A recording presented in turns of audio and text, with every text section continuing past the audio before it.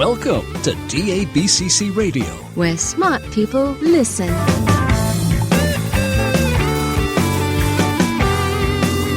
Virtualization and Cloud Talk, Featuring cutting-edge solutions from the hottest companies around the globe.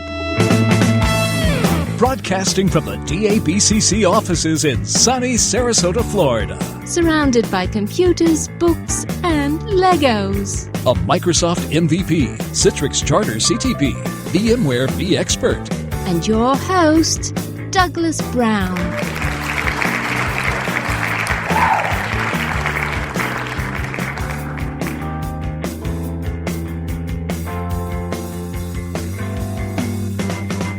Hello, everyone, and welcome to another episode of DABCC Radio. We have one of my favorite people in the world. We have Chris Fleck on the line with us today, and Chris is the guy at Citrix that gets to play with all the cool toys. I'll let him give you his official title, but I call him the geek that gets to play with all the cool toys, and I would put that on my business card. I'm the geek that gets to play with all the cool toys. But he's really a visionary, and then some. Chris is a phenomenal human being. He's approachable. He's down to earth, but he's also a true visionary. And gosh, there's just not many people at Citrix that I prefer to chat with other than Chris. If you want to know what's coming in the future, talk to Chris. And so on that note, let's talk to Chris. So here's my interview. We're going to talk about Internet of Things, Workspace Hub, the new HDX thin client, zero client, Raspberry Pi solution that Citrix is making, and just a slew of other stuff. It's a rather long podcast, but I think you guys will really enjoy it. At the end, we start getting really excited about IoT. I'm actually doing the closing or the intro after I recorded the podcast. So I really enjoyed this. I had a blast talking with Chris. I always do. And I think you guys will enjoy my interview with Chris Fleck. So with no further ado, here we go. Okay, Chris, thank you so much for taking the time to be with us today. It's been a while since I've had you on the show, and I'm looking forward to chatting with you. As always, you're a fun guy to chat with. You know that? Thanks, Doug. I've been looking forward to it. You get to play with all the cool tools. So toys and tools and toys. So let's talk about some of those today. But before we get started, as always, the first question is, who are you and what do you do over at Citrix? And so who are you and what do you do over at Citrix? Sure. So Chris Fleck, I am the Vice President of Emerging Solutions at Citrix, which translates to I do get to play with the cool tools and toys. But more specifically, what that means is I'm involved in bringing new solutions to market, and typically it's around opportunities that are not part of a existing product line or an existing roadmap. I'm always searching for what are the challenges that customers are facing, the jobs they're trying to get done, and can we provide, do we have an asset, do we have a technology, can we put together a solution that complements our core products but isn't part of our existing plan. And so I'm always on the hunt looking for what's going on in the industry, what's going on with our customers, to identify opportunities to translate that into a Citrix product, either as a standalone product or as a adjacent type of complementary solution. Very cool. And we're going to talk about some of the new stuff that you guys are doing with Workspace Hub and Octoblu as we go through this. And the Octoblu stuff is really interesting. It's one of those, it's really, we're getting ahead of ourselves. And you're down here in South Florida, too. You're a South Florida boy, although really you're from New York originally, right? This is true. So myself and a lot of other South Florida residents, but I've been here a while now, and I do enjoy it. Nice. And being that you like to check out all these great apps and things, you were started to tell me about this app for.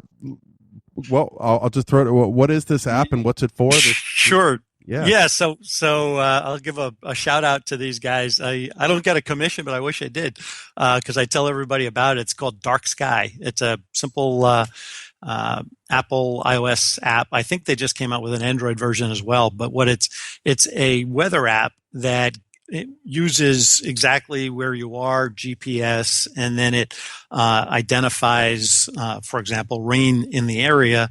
And just like frequently, I think when you look at weather maps, you kind of look at where the dark spots are, and then you say, well, the wind's going this way, and maybe I have a half an hour before it starts to rain, or whatever it is. You're kind of doing the mental math, looking at the picture.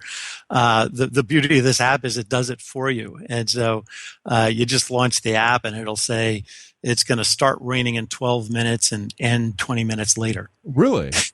And it's about 80% accurate. I mean, it's amazing how good it is, and especially here in Florida, where, as you know, you get in the summer. You could be looking at clear, sunny skies, and then be stuck in a thunderstorm a half hour later.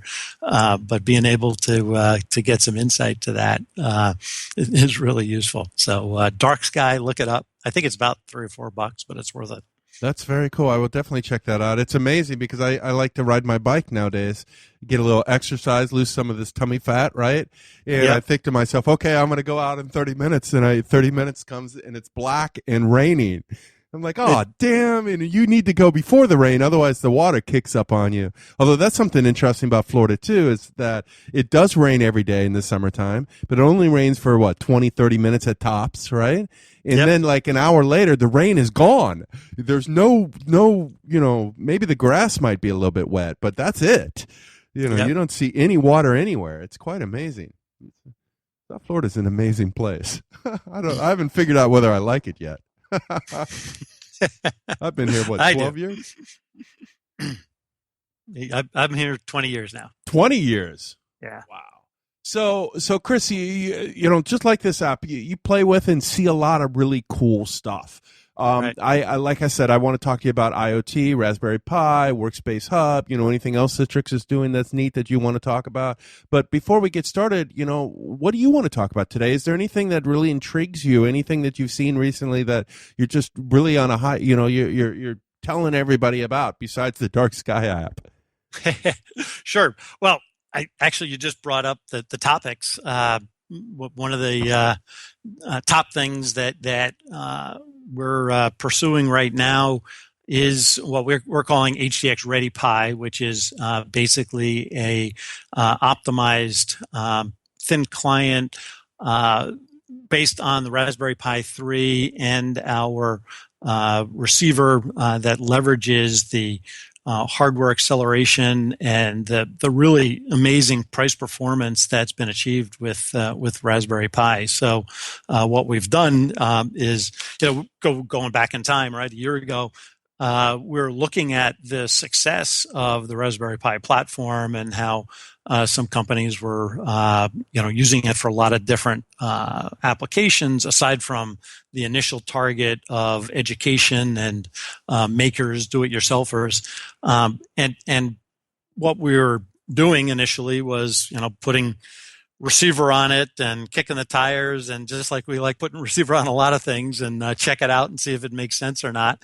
And in this case, it stuck. It said basically, yeah, this does make sense. The price performance was amazing, and the performance itself, we achieved some really incredible, good 50 frames a second 3D Pro type performance out of the Raspberry Pi with the optimized receiver. And we thought, like, all right, so what's missing from this picture? Because and I don't know whether do you have a Pi, Doug, yourself? No, remember I missed it, and you were going to get me one, but I have not received mine yet. That's right. All right, so maybe that's your fee or my fee, whatever.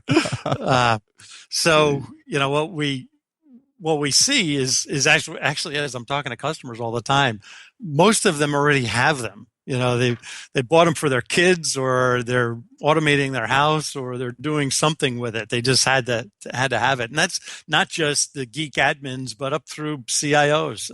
It's pretty pervasive. I would say it's about a 70% kind of hit rate when I start talking about Pi, of people know what I'm talking about, as opposed to them thinking like a Raspberry what, those are the 20%, 30% business marketing guys that maybe didn't stay up with what's happening.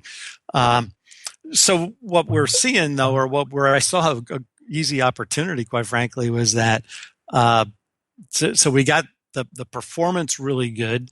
The hardware itself, we're just riding the coattails of what Raspberry Pi Foundation has done in terms of really innovative design, compact size, low price points based on high volumes, the work they've done with Broadcom on the chipset.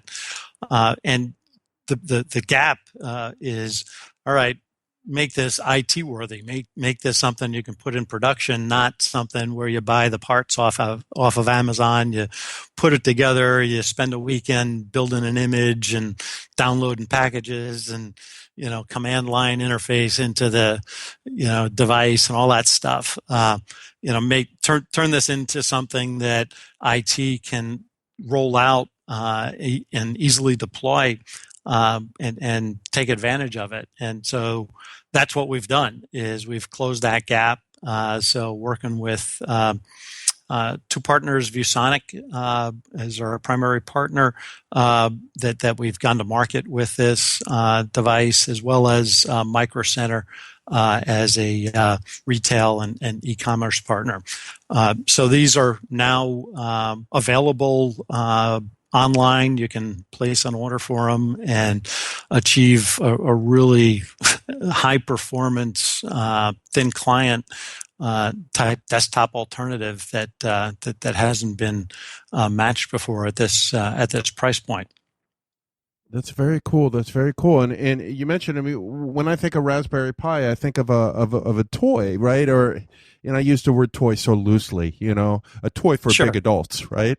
Yeah, techie exactly. toy. And but I don't think of it as enterprise ready, right? Or at least I have not in the past, because I've known the Raspberry Pi since it came out. Me being a geek at heart and a developer at heart. You got to play around with this stuff, right? So where is the Raspberry Pi in the development cycle or in the life cycle of, is it now enterprise ready? You had mentioned, the work around the network drivers and the network chips, and it supports HDX, so I imagine it has pretty decent graphics card. Can you talk around about the hardware, about the device itself? And Sure. You know what I mean? Yeah, so it's an ARM quad core, 1.2 gigahertz, a gig of RAM. It does have a SD card for the base OS firmware.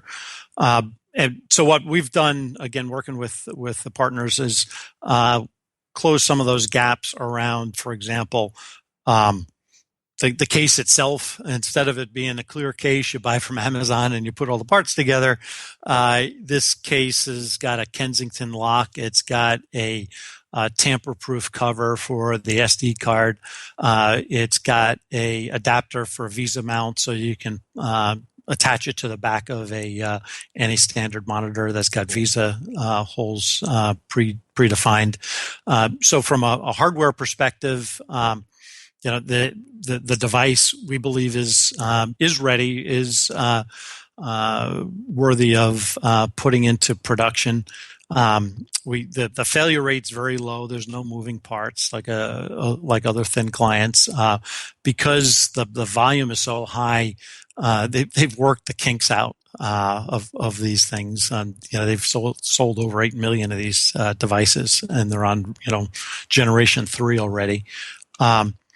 So we've got the hardware side that's quite capable. We've got the software side. Well, there's two pieces. There's the Citrix piece around the HDX performance and doing H.264 offloading, so we can leverage the onboard GPU and get really good performance. Then what's left is the image itself, and then the management of the image. So the image itself is a lockdown, hardened Linux image based on Debian that effectively limits the capability of this to just it runs just HDX and web basically. So it's a hardened image that eliminates a lot of the opportunity for malware and other things. Now, that that kind of separates it from the do-it-yourself maker kind of thread that some folks may want to pursue with this, which is fine. But from a Citrix deployment standpoint, we wanted to make it secure and rock solid. And then there's the management tools that allow you to manage fleets of them. So you want to be able to have DHCP tagging, for example, so that if you plug these in behind a firewall and you've got the management server enabled behind a firewall, these devices are discovered automatically. So you can literally take it out of the box, plug it into your network without any setup at all, and the device gets recognized. The storefront URL gets pushed down to it, and the device effectively gets directed to the proper storefront address, and a user is ready to go. So yeah, we think this is certainly it's worth evaluating right now. We can't say that we've got lots of users with tens of thousands of these things deployed, but I can say we've got lots of customers that have that intention, and they are starting pilots now to actually validate the scenarios. And in some cases, they're replacing existing thin clients, and quite frankly, that's not my objective. My objective is to replace desktop PCs, and that's actually where we do see this resonating. Virtually every organization has either started or is working on a plan to upgrade to Windows 10, to do Windows 10 migration, and this is a perfect opportunity to reconsider the traditional PC refresh cycle for Windows 10, and here's a chance to relook at that and effectively eliminate the endpoint cost, because you take $80 or the endpoint, depending on what volume you buy, etc. Anything less than $100, you divide that by 5 years, and it's almost negligible. That the cost of this thing, and what that does is it potentially changes the way you do business, where you can make these things widely available. You keep them in supply cabinets. You mail them out to remote employees. You put them in the self-serve vending machines, IT vending machines. We showed a picture of that. I don't know if you remember it at Synergy of here's a pie and a vending machine. And since we showed that off, that was kind of a construed image of showing the extreme of self-serve. I've actually had multiple conversations already with customers that want to do exactly that, and they actually already have IT vending machines right now. It just has cables and paper clips and adapters and things like that, and they're going to put the HDX Pi in there and make it truly self-serve. The cost is so low where it's not worth fixing, almost, right? It's not even worth diagnosing. You just rip and replace it, put in a new one, and you're back in business right away. You don't even have to track it as an asset for a lot of organizations. So it potentially changes. It's more than just a cheap thin client at high performance. It can change what the way you provide support for employees, the way you enable employees, the groups of employees that you make available to have a virtual desktop. No, I've been a fan of thin clients since the late 90s, right? Since I really found Citrix, because I come from the mainframe world as a little boy, right? And so I grew up on dumb terminals, on televideo dumb terminals, and I still remember that old televideo. It's still the coolest little device I ever saw, or big device. Because I was a kid and I thought it was just so darn cool. So I believe in thin clients. For everything you said, it just makes sense to me. But 20 years later, we're still talking about replacing our fat PCs with thin clients. One, why do you think that is? Two, do you think that we're actually that maybe this might take hold nowadays? Sure. So there's two threads there. One is the one of the challenges, quite frankly, has been the prices of PCs because of the forces of commodity and Moore's law competition. Yeah, exactly, has gone down to where you can get a good PC for $600 now. And on the other hand, thin clients really have not come down that far in price. You can get I think the average thin client price is still $380 or so. You can get them down, maybe to 200 and change, but more typically when you add in the price per, the features you want, et cetera, you end up at $400 or maybe $500, and then there's just not enough of a price difference versus a PC to warrant it from a pure capital investment standpoint. And then you have to get into justifying based on security and manageability and provisioning and those kind of things, which are all valid, but it takes the it raises the bar in terms of why consider thin clients if I can just stick with a PC that's going to be more flexible. So that's one thread is I think the step function reduced sub $100 high performance low cost device is going to help open up the doors there. And then the second is really a bigger opportunity, and that's where we see a couple of things converging. And if I jump into the Workspace Hub topic, which is one of our other projects, as you know about, but just to step back for folks that maybe aren't aware of what the Workspace Hub is, it's a technology that Citrix has been working on. We showed it originally a year ago at Synergy.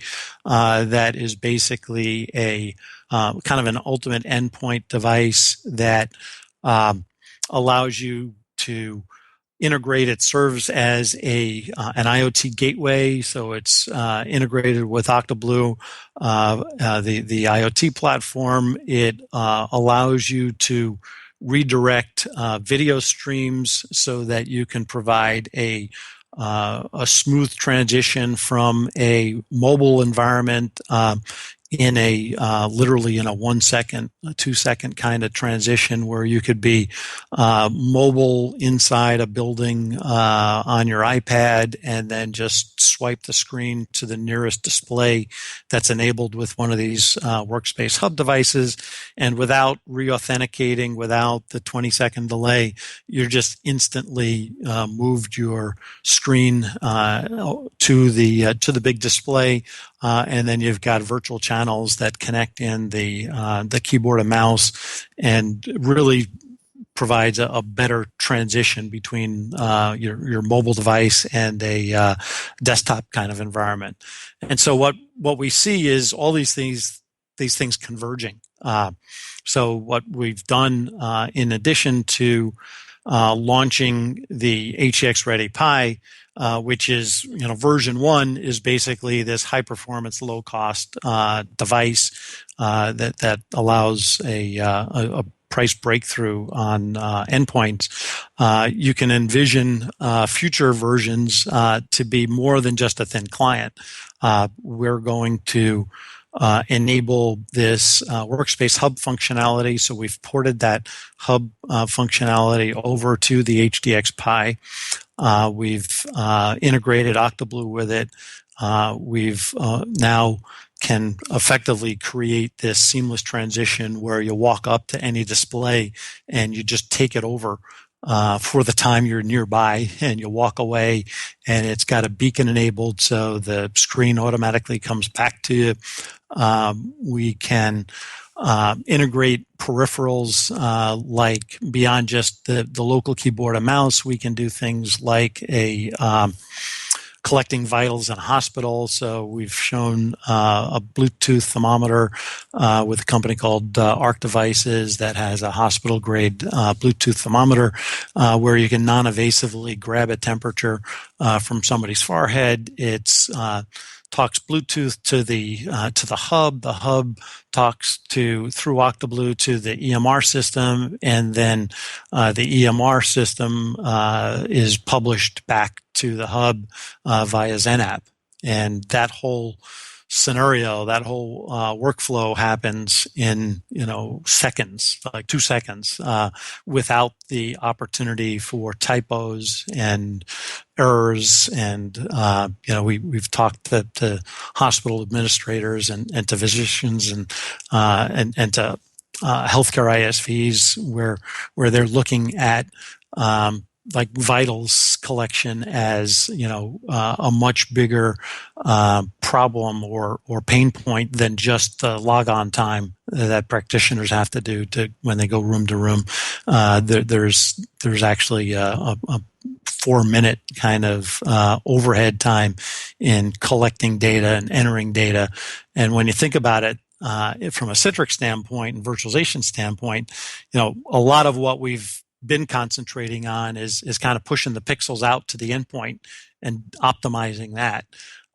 But for the most part, the data input is still keyboard and mouse. But there's a world of opportunity with IoT to automate the collection of data into the systems that then get presented via XenApp, et cetera. So that's where this kind of ties together, if that makes sense. That makes a lot of sense, absolutely. And you went through a lot of things. So let me back up, or let me jump to Workspace Hub. So sure. To sort of finish off the Raspberry Pi HDX stuff, the power is in the management, right? And one of the issues I always saw was, not as much with the management, but with the usability or the fact that users just didn't want this device. Where now with things, like the Workspace Hub attached to it, and it's just giving, management and benefits, and it makes a lot of sense for certain types of users, like you had mentioned. So that's awesome right there. Really awesome. Yeah, when we demo the hub functionality, as I know you've seen, but maybe not everybody listening, just showing this 1 second transition of going from an iPad to a big display without logging on is huge. Yeah. And that's we get the I want that reaction all the time there. Yeah, and I will, guys listening, I will embed the video of Chris. Has a great video of him demonstrating the Workspace Hub. Also, that thermometer he talked about too. He does the entire walkthrough of all this technology together, and it's really cool. It's very short. Chris walks you all through it, talks about it, discusses, what have you. So check out the show notes, and that video will be embedded right in there. It's really impressive. Really, really impressive what you guys are doing there. So let's talk a bit more about the Workspace Hub. Sure. What are the requirements there? Well, so fundamentally, the hub the magic is in the software, and it just has to be the hardware's got to be good enough to be able to accommodate the software. So what the original implementation, we did it on an Android platform, but we've now ported that over to Linux and specifically to the HDX Pi. So we're able to this hub piece is still not quite tech preview. This is still early technology demonstration kind of status. But we now have a really good kind of roadmap or a clear view of how we can bring this to market, because basically we know that the HDX Pi is capable of running the hub software, and we've got the ability to software upgrade the Pis in the field to do this. So you'll be able to upgrade an existing Pi to have this Workspace Hub feature, which then allows this smooth transition from mobile device to big display, as well as this Octoblu integration and the IoT gateway capability. Cool. In the past, you showed a little device that you held onto it, like a USB type of stick, like looking thing. What was that? Yeah, so it actually did start out a little more aggressively. We actually designed and prototype built our own. It was actually a HDMI stick device where we were thinking that we wanted to achieve the mobile use case as well. So not only get this device, where you could plug it into any big display, but also make it portable. And so we haven't ruled that out per se, but we've decided in talking to customers and looking at the opportunity, that making the device mobile was not the top priority. There's where we see the segments that are most interested for these use cases are medical, which is not surprising. That was one of our initial targets, where especially in a hospital, going room to room, the doctors, nurses, technicians, they all suffer the log on, log off kind of time delay, as well as data entry. So that was an initial target, and sure enough, that's a really good, appealing segment that's responding to this.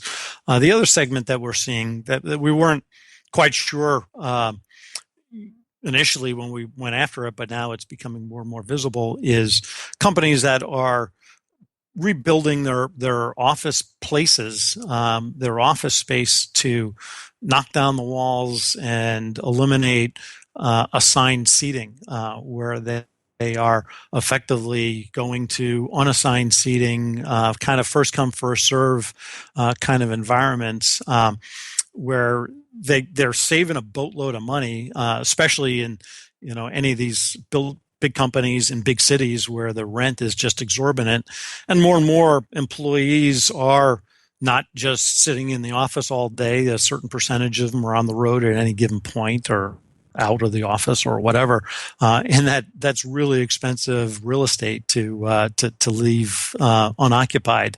So it's pretty commonplace to see 50% occupancy in office buildings and office. When you look at what it was designed for versus how many people are actually using it at any given time. And so what we're seeing is a lot of companies are they're rebuilding their office places to eliminate the dedicated seating, the dedicated offices and cubicles, and they're saving so much money. They're literally saving multi-millions of dollars per year by doing this, by not building a new building, by not getting locked into a new lease, etc.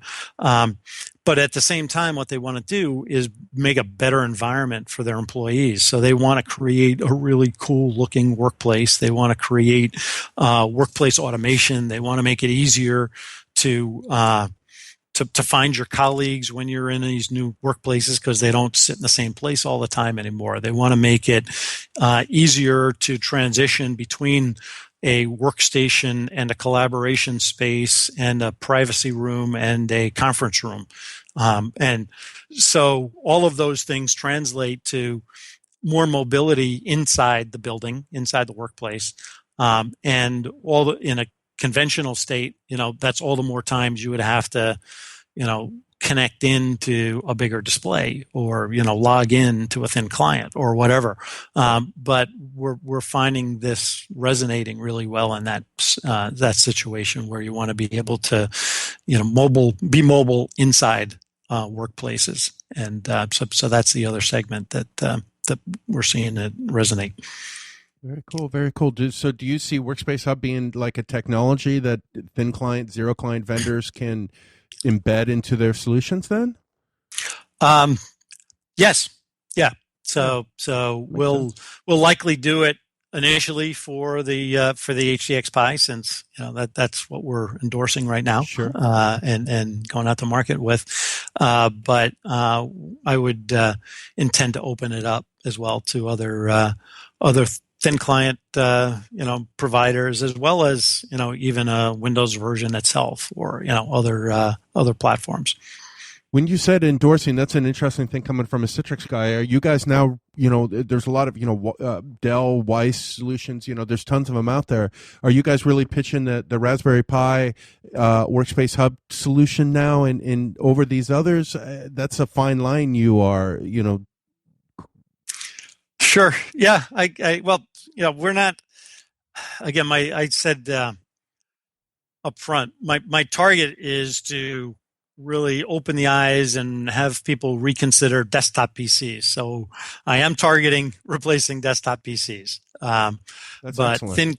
thin clients are my friend. Yeah. So, the Raspberry Pi certainly has some limitations around, for example, dual head, dual monitor.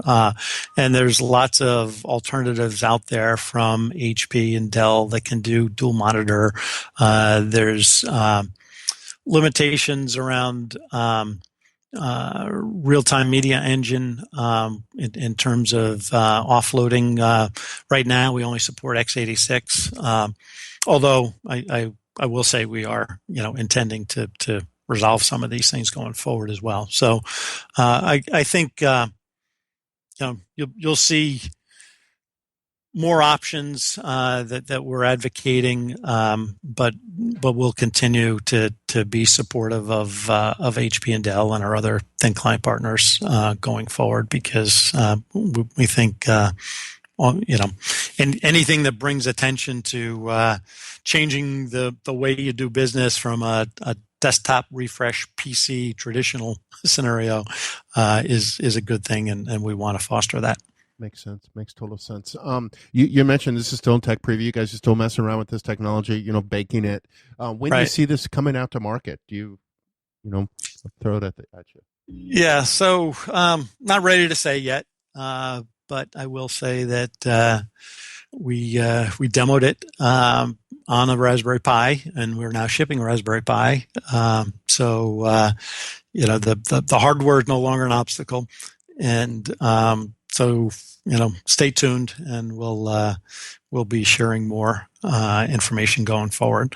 And there is, another component here that we have to orchestrate making happen here as well, and that is the receivers. When you're connecting your mobile device and providing this easy transition and swiping to redirect the video from the local mobile to the hub on the Pi feature, or the display hooked to the Pi.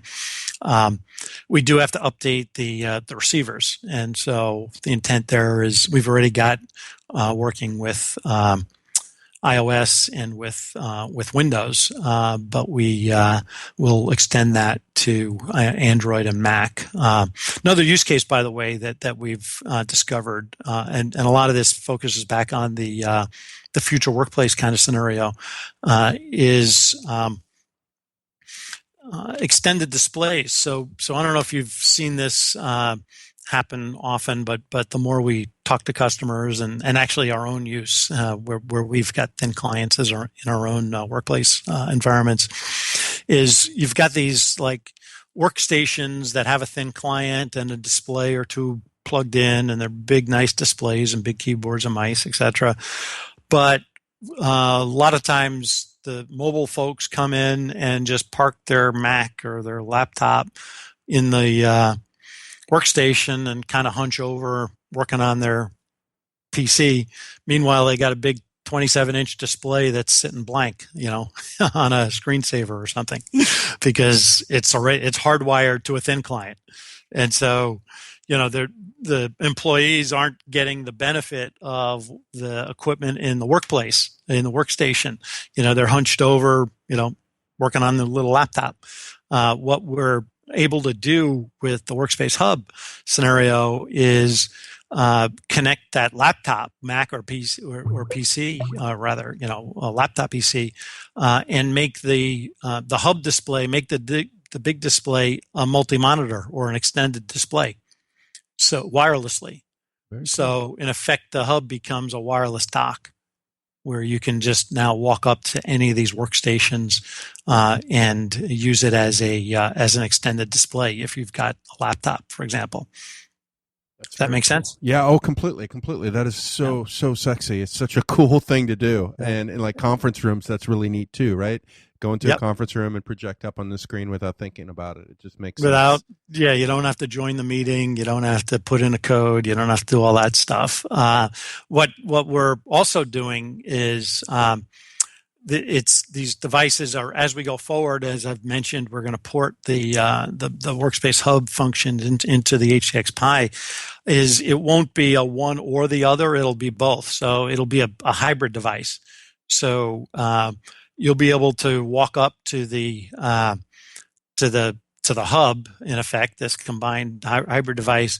And if you don't have a mobile device, you'll be at storefront. You just put in your credentials and you log in, and it's a thin client. But if you do have a mobile device, whether it's iPad, iPhone, or laptop, whatever, and you're running receiver, you'll be able to just swipe over to it, and so it'll work in both modes, in effect. You don't have to, define it's now a hub or it's now a thin client. Very cool, very cool. And the magic of all this is really Octoblu, right? And can you talk a bit? You were the champion behind Octoblu, and it's been around for about a year now as a Citrix a solution. Can you talk a bit about what Octoblu is, level up? Sure. And then where are we with this technology within Citrix? Right. So Octoblu is an IoT platform. We acquired a company called Octoblu about a year and a half ago, and we've been developing it. We've been extending it to the beta community. We've got over 8,000 beta users now, and what we've been doing recently, for the most part, is hardening it and working with a couple of partners, and more specifically with the Citrix core products, so that it really extends the core product functionality, both in terms of workflow automation as well as connecting up to third-party things or services or people. So one of the examples that we touched on already is connecting to things. So we've got an EMR app hosted on XenApp. We can now use Octoblu to collect data from peripherals, IoT things, in effect, and feed that data into an EMR system. And we can do that via Octoblu. We can do things like automate in that same scenario where you want to work, where the nurse walks from one hospital room to the next. We want to be able to automate the fact that you connect it into the next room and there's a different patient. And so instead of having to manually enter the different patient's name, the hub is already assigned to a room, and the room is already assigned to a patient. Why can't we just automate that and insert that new name automatically into the EMR system? And so we can use Octoblu to do that. So we can use Octoblu to connect to things like peripherals. We can use it to connect to applications like an EMR. We can use it to connect to third-party services like Splunk. We can be leveraging when a company is using Splunk to look for security anomalies. We can use Octoblu both for feeding Splunk as well as reacting to it and taking action. So, for example, in the Splunk scenario, we can react to where there's some criteria, some threshold that got exceeded based on Splunk collecting log data of security systems. We can send an SMS to the IT, CSO. We can even automate shutting a port off on NetScaler. We can turn on a light in the NOC. We can, connect. You use Octoblu as this connector from Citrix to all these other things and services. So at its base, Octoblu is basically a mesh, a secure messaging system based on a mesh network that connects all these things together through their APIs. Very cool. Now, when you first introduced me to Octoblu, I remember the email you said, Doug, this is really cool stuff. There is a learning curve, but once you get over that, you'll love it. Now, can you talk a bit about this learning curve that you mentioned, and at the same time, what sort of skills should the guys and gals out there that are listening should be familiar with or ready themselves with to get to utilize Octoblu? Sure. That's a good point. So in something that we've done, what we had a while ago was pretty much what you see is what you get, a visual design studio that's really pretty powerful and useful, where you can just drag and drop and wire things together and create workflows. So you can drag and drop a thermometer and hook it up to a hub and hook that up to an EMR and do things like that, where there's existing nodes that we call available.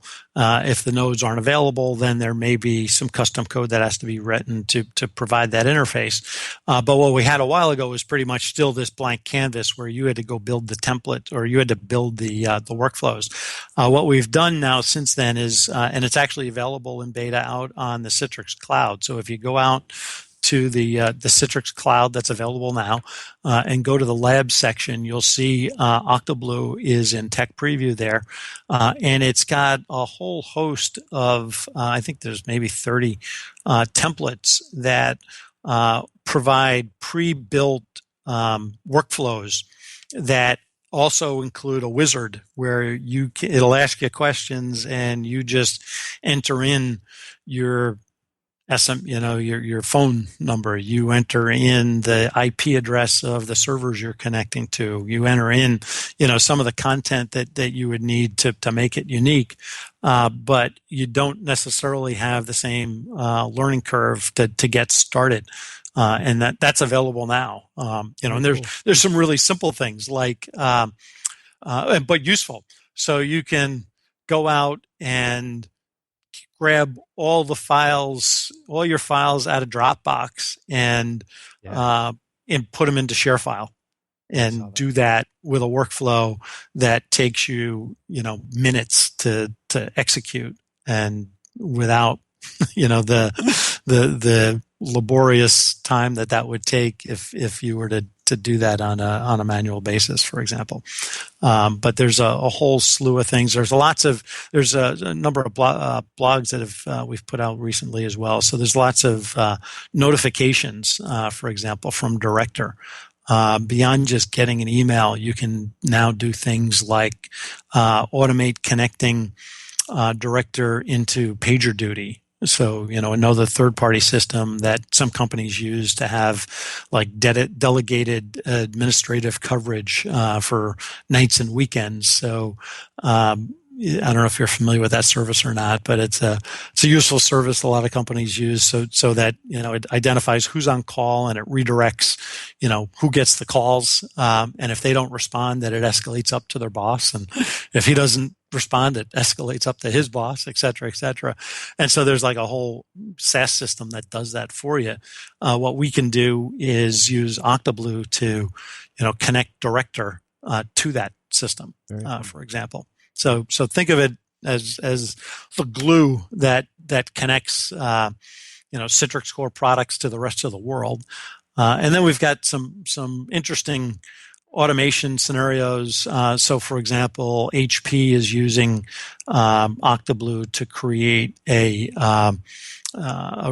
fully automated conference room environment using Skype and XenApp and HP's wireless connectivity and their HP services to create these fully automated electronic meeting kind of environments that we're part of in that case.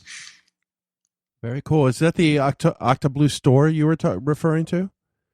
So, well, the HP's not in there, but these templates are available in the Octoblu store, and more specifically, probably there's two ways in. You can go right to octoblu.com, sign up, get an account, and see what's available in the Octoblu store. You can also, if you've already got a Citrix Cloud account, if you go in that way, there's through Citrix Cloud, there's more of a predefined set of templates and connections to existing Citrix products that you'll find that way. So Cool. so you can go either way.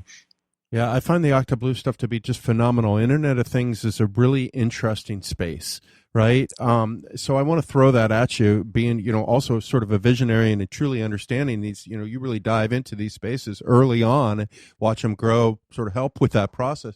Where do you see us with the Internet of Things? What is the Internet of Things? And at the same time, it's going to be a three-part question, is I had this great discussion with Greenberg, good old Steve, and this was probably 6 months ago, maybe even longer. And we were talking about the IoT. We both absolutely love this. We love where it's going, or the promise, the potential of it. And he mentioned, but there's really no killer app for it yet. And I said to him, and I've been going around the world actually talking about this conversation, poor old Steve. But sometimes he wins, sometimes he loses.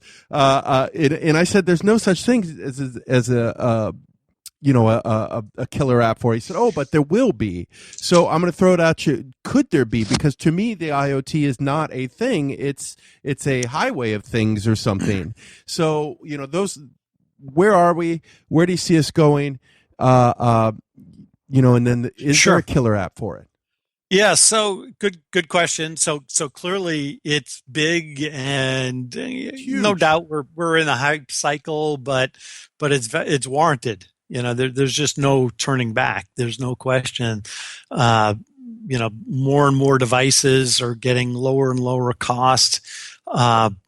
And the lower the cost of the sensors, then the more likely you're going to connect to the sensor. And the more you connect to sensors, you want to connect the sensor to some, network of things so you can do things, more efficiently and smarter and lower risk and higher performance, et cetera. So there's no end in sight for the IoT as a segment to grow.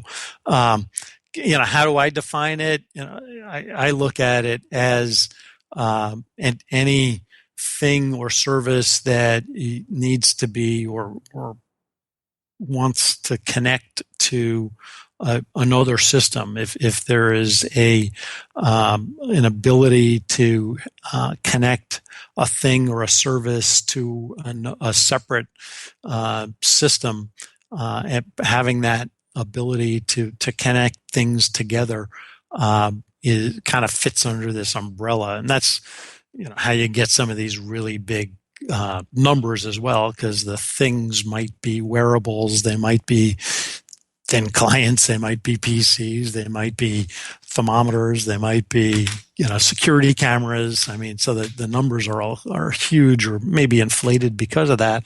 On the other hand, you really do want to connect all those things.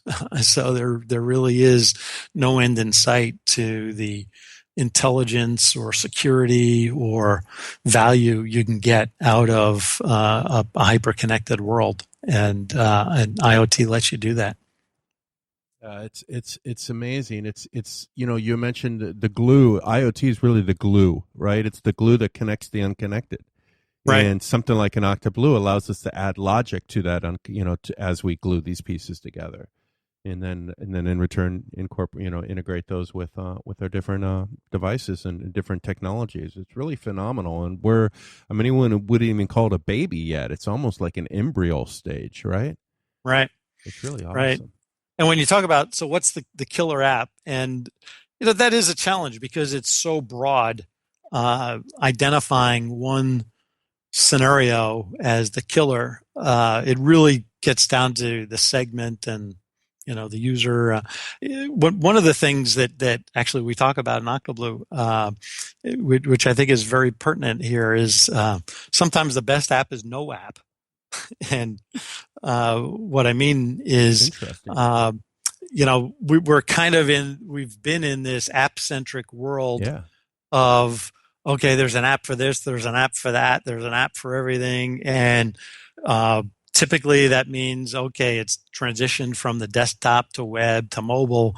But now, on your mobile, you're still looking at your mobile and you're clicking on stuff and you're launching the app, and then you're looking at a dashboard, for example, and maybe you got some buttons to do some things. But with IoT, you've got the ability to really have all of the logic working in the cloud and in the background where it's doing the monitoring for you, and it only notifies you by exception. Yeah. And maybe it's already takes the corrective action and then notifies you as an FYI. Yeah. Or maybe you're part of the workflow and you're not ready to automate the corrective action, but you want to be notified, but you don't want to be like reminded to, okay, every day you got to go in and check your dashboard at the beginning of the day and see is everything up and running the way it's supposed to be. And, so I think IoT creates this next level of interaction that's beyond apps. And that's where I see a lot of the value and the opportunity. I couldn't agree more there. Did you ever read the book David Rose's Enchanted Items? No, it's on my list. Oh, man, you're going to love this one. You are really going to love this one. And he talks about, you and I and everyone out there listening, although Chris, you definitely live in the other world too, but we live in this sort of terminal world, right? Where we have black slabs everywhere and we have desktops and we have, management consoles and alerts, up the wazoo, right? And as the internet and what David was talking about is more getting into the enchanted items. And as we connect the unconnected, as we connect our pillboxes, our umbrellas, our hooks, our lights, our simple things that may seem silly to a technology guy, they start giving us some benefits that are out, like what you just talked about. Maybe the power is not in the app. So for example, he talks about the enchanted umbrella, where it gives you utilizing IoT, connecting an object that's inanimate object that we just use when we need it. It sits in our by our front door. Gives us the ability to get the information we need when we need it in a way we understand it. So, for example, I'm walking outside. It's 4:00 on any day in the summer in Florida, and my umbrella is beeping red. Well, the umbrella has a little chip in there that connects with AccuWeather. It says that it's going to rain here in 30 minutes, so it starts bleeping the one LED red, right? So I see, well, it's going to rain. I'm going to pick up this thing. I didn't need an app for that. I didn't need to go to my mirror and look at the weather. I didn't need to open up my iPhone. I didn't need to move my watch or my wrist up and look at my watch. As I was walking, I saw the device that makes sense. I saw that it's flashing red, and now I take it and I continue on with my day, right? The technology has actually been moving away from me, has been removed from me, right? Yep. And that I see as this huge power of IoT. And of course, with consumerization of IT, that's just, it's just a matter of time before that comes into the enterprise, right? And we're already seeing it with light bulbs even, which is quite interesting, right?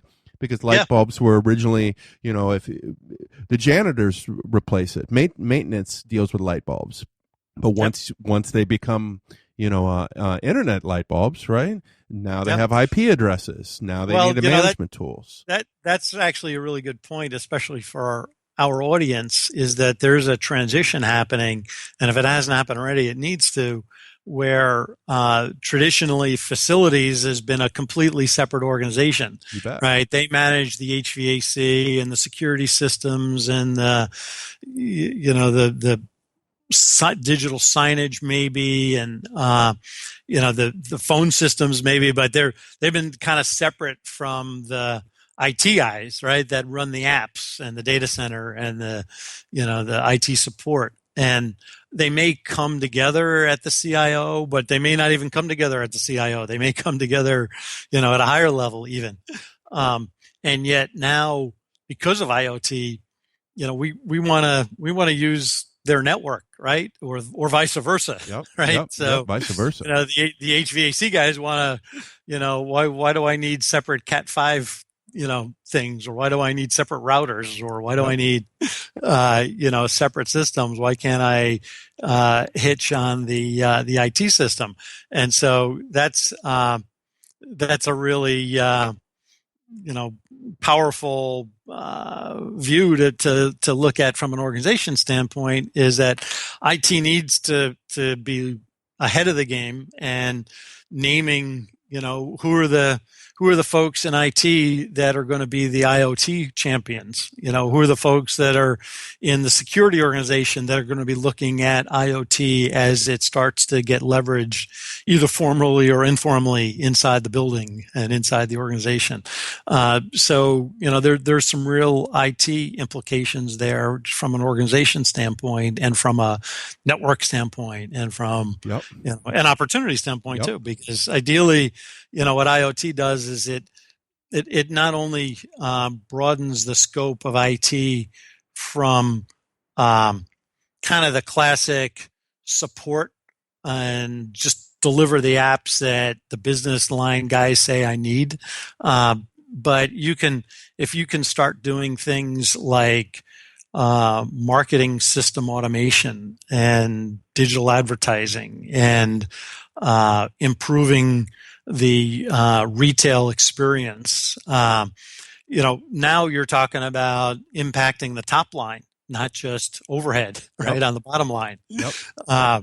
And so if you can impact the top line by creating better consumer experiences in a retail environment, now I think that helps give IT more prominence and priority and resources that are worthy. So literally we're in conversations and in engagements now where companies are doing exactly that. They're redefining, the store of the future and the retail outlet of the future and, consumer experience and trying to bridge the gap between brick and mortar and online experience. And, that goes a lot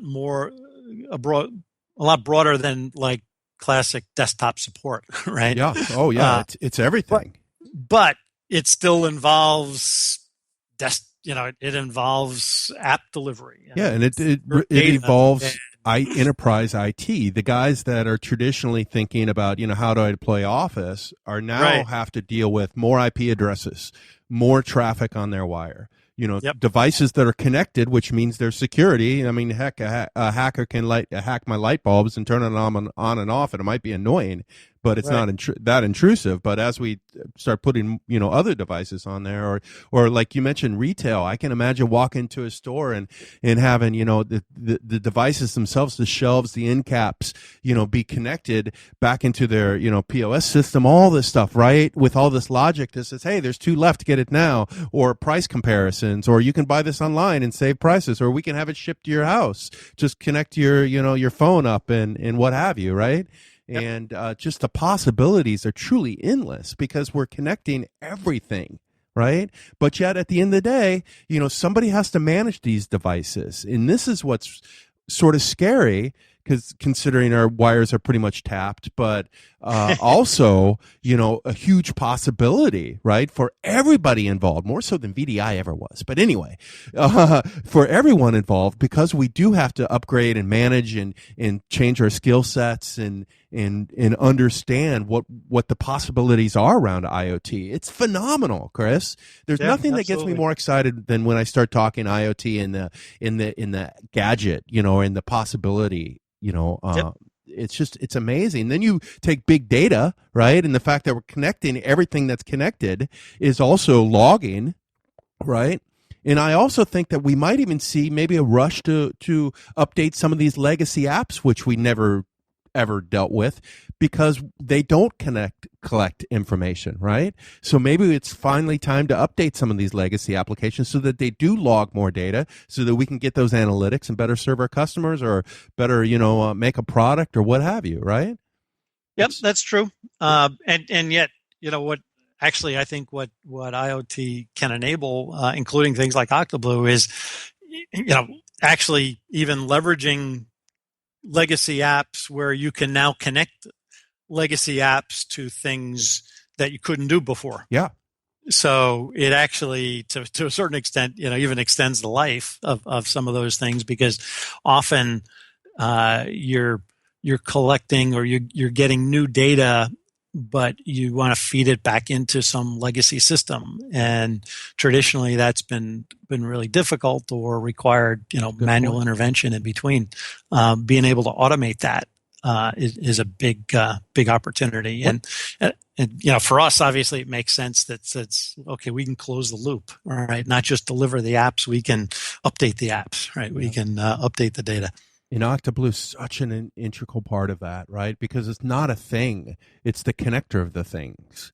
I love what Octoblu does. It's just phenomenal. I love the whole idea of Internet of Things, and I can wait because it just means I'm older, and I don't want to be older.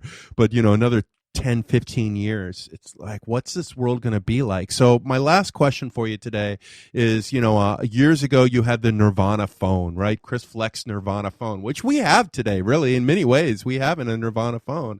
So I'm going to throw it at you two things. One, real quick, like an answer or 1 minute, where do you see this Nirvana phone today? Are we there? And then what's your Nirvana IoT? And then that'll be my last question for you. Sound good? Sure. We can talk forever, but we got to call it quits eventually. Right. So the first pass, the Nirvana phone, I mean, we are there in the context of, with an iPhone, I can now plug it into, and I have it on my desk, I can plug it into a big display and get a full desktop experience. And I've got a Bluetooth keyboard and a mouse. By the way, folks, anybody that, there's still a lot of people don't recognize or realize, this X1 mouse is killer. And in really fact, we've got more people discovering it every week and saying, wow, this is a big deal and changes the way they can work, especially with like an iPad Pro where you've got a big, legitimate laptop alternative. But quite frankly, one of the limitations. So we did that. We're there with the iPhone. Separately, you can do it with a Samsung device now, and the HDMI out or the MHL. And then separately, you can do it now, with Windows 10, which is kind of, Windows 10 phone, which is having their own issues, and Continuum. But the challenge that we've run into is making that interoperable, because if you have to have like a different docking station, for each of those different peripherals or mobile devices, and you want to have these workplaces or workstations, right? You don't want to have different docking stations, right? To one to accommodate an iPhone, another to accommodate Samsung, another to accommodate a Windows 10 phone. And quite frankly, that's part of what led us to the effort around the Workspace Hub, where in effect it becomes a wireless docking station that you can connect from any mobile device. So, we're enabling that now with Workspace Hub and the work we're doing with Pi. So I would say, we got there from a device by device standpoint, functionality wise, to full desktop experience from a mobile device, but we didn't cross the threshold of making it homogeneous and making it work across devices. And so that's my next my next mission is to make that generic, and we're going to do that with the Pi and the Workspace Hub technology. That's awesome. That is truly awesome. So if somebody, thank you so much, Chris. If somebody wants to learn more, what do they need to do? Can they get a Workspace Hub, if they have enough power, things like that? So if they have enough power, if they're a big enough customer, or if you're a big enough customer and you can figure out how to get to me, which is not that hard, reach out to me. In the meantime, what I would advocate anybody do is actually just go get some of the get a Pi, HDX ready Pi from ViewSonic or Micro Center. Start kicking the tires. It will be upgradable in the future. So I would start there right now because it works and it'll really surprise you and open the eyes into, where else can I use this? Where else can I put this? Who else can I give it to? And also sign up for Octoblu via Citrix Cloud. There's a lot of useful functionality there right now. So I would start in those two places, and stay tuned for more to come.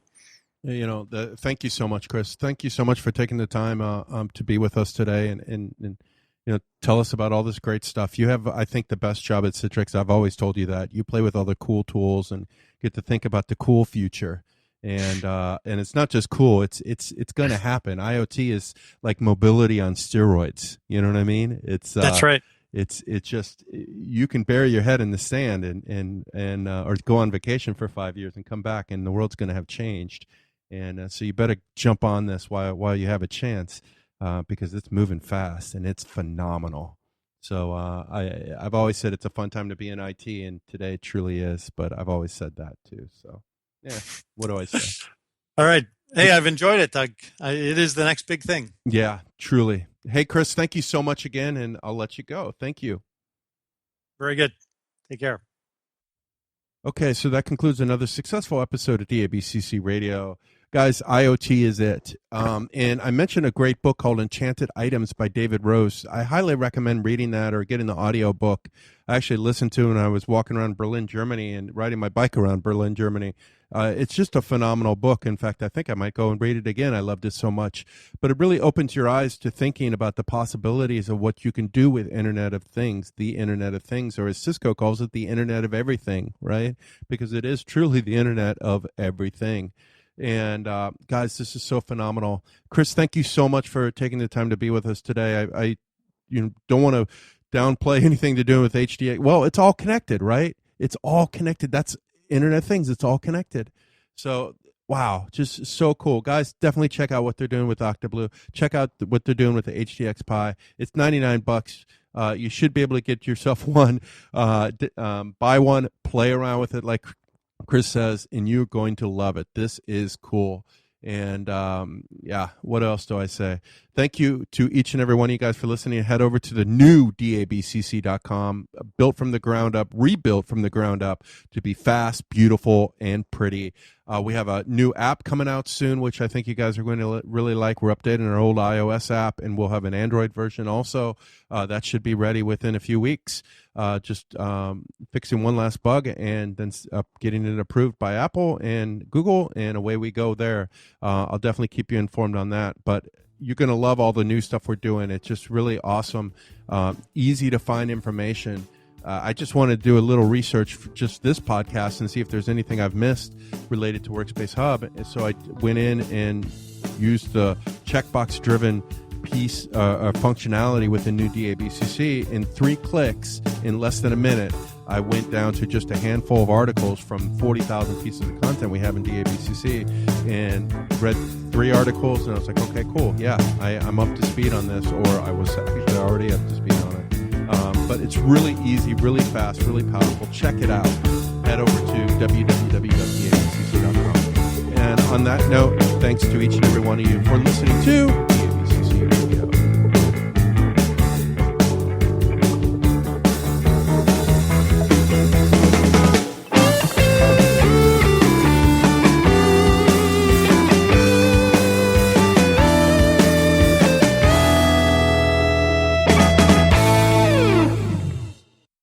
Say DABCC? DABC. Say it again, DABCC. DABC. Can you say it again, DABCC? DABC.